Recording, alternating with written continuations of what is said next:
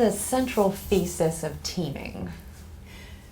The central thesis is that the kinds of teams we've had in the past are on the wane in organizations. And by that I mean stable teams where people are well picked for the team, have a particular job to do, work together over a long period of time, get to know each other, and so on. All good, but if you're in 24/7 operations with constantly flexing projects and dynamics, you can't create those kinds of teams very easily. And yet, the need for interdependent collaborative work is greater than ever. So that means if we can't rely on stable teams, we have to be able to engage in teaming.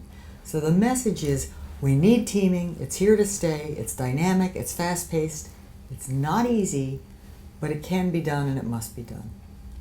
So what is the difference between teams and teaming? Teams are entities. So a team is a group of people with bounded membership, interdependent for some shared goal. Teaming is a process. So teams are a noun, teaming's a verb.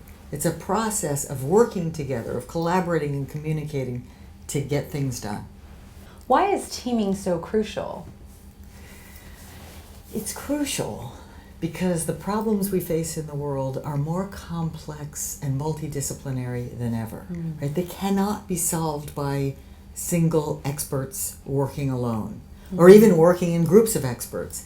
They have to be solved by people working in a cross-disciplinary manner, in a fluid and flexible way, and this is not easy for people, right? We're human, right? It's hard. If you're from a different background than I am, I don't understand you immediately, especially if it's expertise and there's jargon and there's disciplinary training and so on. So we have to be able to overcome those boundaries to solve the problems that we face in organizations, as a society, and so on. What are the 4 leadership actions that enable teaming?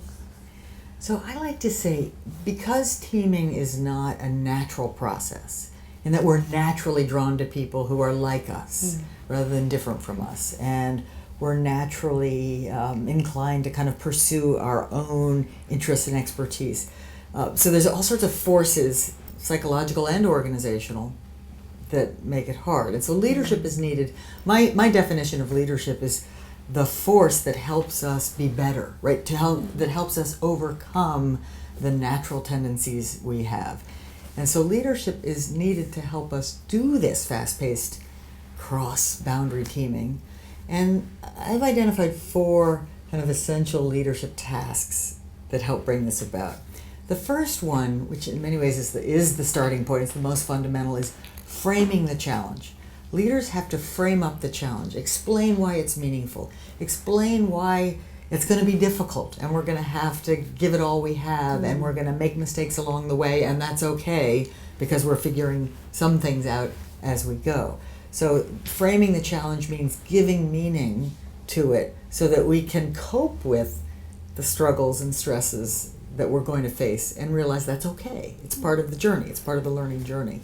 Another aspect of framing is framing it as a cooperative process, because we're instinctively competitive, and then the school system taught us to be even more so. Yes, it does. And so for me to realize you're my indispensable colleague, not my competition, takes leadership to set that up. So framing is one of the crucial tasks of leadership. Another is creating what I call psychological safety, building a shared climate or culture, if you will, that allows people to bring their full selves to work, that allows them to feel comfortable speaking up with uncertain thoughts, admitting failures, asking for help, and so on, making it psychologically safe so that it can be technically safe as well. A third thing that leaders must do is promote what I call intelligent failure. Promote people's willingness to experiment on the front lines of our knowledge, go into terrain we don't yet know much about, and you're not going to get it right the first time. So leaders have to help people take those risks, go forward, thoughtful, intelligent hypotheses that don't always yield the results we want. So promoting more and more intelligent failure so that we can sort of team up and get that work done. And the fourth thing is just the work of enabling the boundary spanning. Clarify the kinds of boundaries we have to span and make it easier for people to do that. And there's really three kinds of boundaries. One is the ones I've been emphasizing so far, which are knowledge boundaries, meaning you have one expertise, I have another, or you work for one kind of organization, I work for another kind, and we bring different knowledge, and we can have misunderstanding and confusion and even negative attributions about the other person's field. You know, your field isn't as good as my field, right? In some way. Yeah. And then another kind of boundary is distance. You're based in Beijing, I'm based in Boston, and yet we have to work together. We have to overcome all the logistical hurdles to do that. And the third kind of boundary is the vertical kind, the status kind, whether it's an organizational hierarchy or the status that sometimes exists between professional groups. And we have to help people speak up and take those risks of teaming across those boundaries. So I feel like failure is one of those things that people get really hung up on. Like you said, we're taught in school that failing is wrong and terrible. How do leaders actually go about relaxing that vision of failure and actually encouraging that risk-taking? The first and I would argue most important thing that leaders have to do to relax our aversion to failure is clarify that there are three kinds of failures in three large categories, three large types of failures. And they're not all, strictly speaking, good. I don't want to say that all failure is good. It isn't, right. Of course.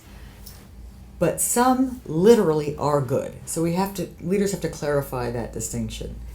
And the three kinds are preventable failures, those for which we had the knowledge and the expertise to do it right, but for some reason, could be any number of reasons, it didn't happen. Those we'd like to prevent. They are preventable, we want to prevent them. And I think it's the leader's job to help us understand where those are. The second kind are complex, where we have a lot of knowledge, a lot of expertise about a situation, a domain, and a particular combination of factors might come together that have never quite come together in that exact way before and lead to a failure. It might have been foreseeable if we were really vigilant, and we've never seen that before. That kind of failure happens a lot in the modern tertiary care hospital, for example. We can be on our toes, and we have to do our best, and we have to be aware that the complexity and novelty can come together and produce a failure. And we have to be able to talk about those openly and do the best we can to learn from them so that they never happen again in the same way. The third kind are intelligent failures. Right? These are the kinds of failures that we literally, nobody could have prevented because we have never been in this exact situation before. So we're on the frontier of some knowledge domain, of some problem, some situation. And so the only thing we can do is put our heads together, come up with the best hypothesis about what we should try that's possible, try it, and see if we were right or not. We may have been right, terrific, or we may have been wrong. That's got to be thought of as terrific too, because we've got to just get the data, move fast, not be allergic to the failure, and try again. How do you define a learning organization? What is that? A learning organization is an organization, and this is a kind of an ideal statement, right? It's an organization that is able to take in, pay attention to its own experiences and the experiences around it, in its industry, in its customers' lives, for example, use those experiences to make itself better and better. So it can use its own experiences to learn and improve so that it's better able to serve customers into the future. And how can we build a learning organization? What does it take?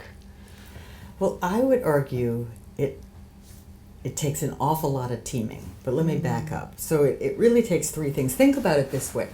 There's the fuel, and then there's letting up on the brakes. So the fuel is the motivating vision, the purpose, the important or meaningful reason why our organization exists. Why should I get out of bed in the morning and come to work excited to do what we do, right? There's got to be something that motivates, that fuels.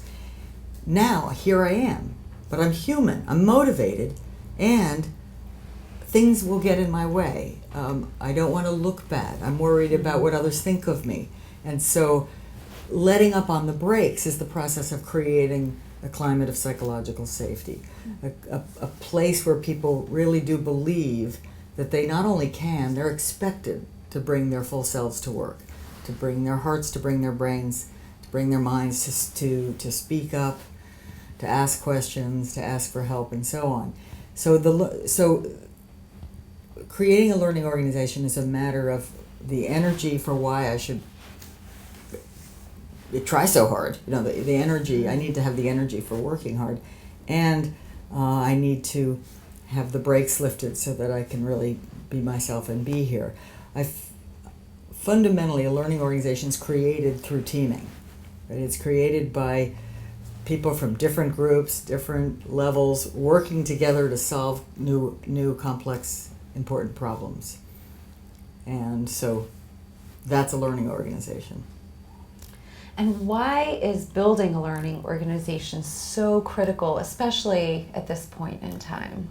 It's critical because the world keeps changing, right? So no organization can stay still. Therefore, they have to learn if they're to thrive into the future. And so as long as the world remains very dynamic, very unpredictable, very fast-paced, which I suspect it will, then the organizations that are going to succeed are the ones that become learning organizations to some degree. The more, the better. The amount of change today is just staggering. It's almost daily basis, right? It is. It's staggering. I mean, things that we just couldn't have imagined 10, 15 years ago have come to pass. Companies that are many multi-billion-dollar enterprises were companies we'd never, that didn't even exist 20 years ago. So it's phenomenal. What is interpersonal risk, and what's the significance? So interpersonal risk at the lightest level is the risk that people will not think well of me. At a more extreme degree, interpersonal risk is the risk of rejection or humiliation. In evolutionary times, we might, if we are rejected by the group, by the tribe, we will quite literally starve or die, right? And so we're quite hardwired to fear rejection, to fear others not thinking well of us. And so we learn at an early age and then get better and better at it and more effortless at it to manage our image, to manage our reputation. And that's good in terms of keeping us safe from interpersonal risk, but it can be quite problematic from the point of view of creating a learning organization. Because if I'm more involved with managing what you think of me than engaging with you and learning from you and helping you learn from me, we're not going to get anywhere. What are some tips or principles for helping people to overcome this? That's a great question. To help people overcome interpersonal risk, I think first and foremost, you've got to provide the reason why you'd want to. And I don't mean get specific about interpersonal risk. I just mean put something larger and more exciting out there for me to help with than keeping myself safe. It's kind of the difference between playing to win and playing not to lose. I want people to play to win, like to go for it, rather than to keep themselves safe, which is very natural, very spontaneous. So the first motivator to helping people overcome the natural tendency to resist interpersonal risk is something out there that's larger than myself, that's important, that I can care about. And then the second, I think, is for people in positions of power or authority or leadership to model humility, to model fallibility, to model the kinds of behaviors that let others know it's okay, right? It's okay if you make a mistake. I'll tell you about the mistake I made last week, and that helps others realize, oh, he or she is human.